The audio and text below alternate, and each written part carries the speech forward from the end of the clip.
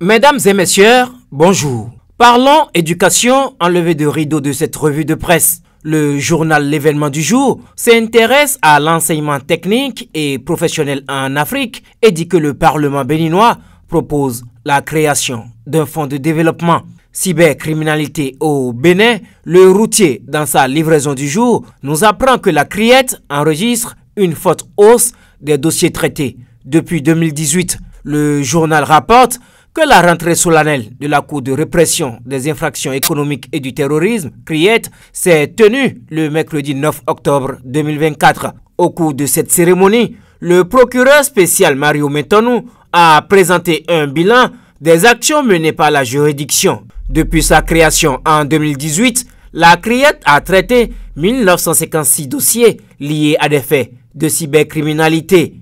Parlons à présent des droits de l'homme. Le Soleil levant nous renseigne que le Bénin fait son entrée au Conseil de l'ONU pour un mandat de 3 ans. Mon confrère affirme que le Bénin a récemment remporté une victoire diplomatique majeure en étant élu membre du Conseil des droits de l'homme des Nations Unies pour la mandature 2025-2027. Le mercredi 9 octobre, l'Assemblée générale de l'ONU a voté en faveur de l'élection de 18 nouveaux États membres, parmi lesquels le Bénin, qui aura l'honneur de représenter la voix africaine au sein de cet organe essentiel. Fraternité, de son côté, aborde un sujet assez sombre. Il s'agit de l'immigration clandestine et massive de jeunes béninois. Le quotidien informe que 56 migrants béninois sont sauvés du naufrage en Guinée équatoriale. Le journal détaille que la marche vers l'Eldorado est devenue un phénomène qui prend de plus en plus d'ampleur au Bénin.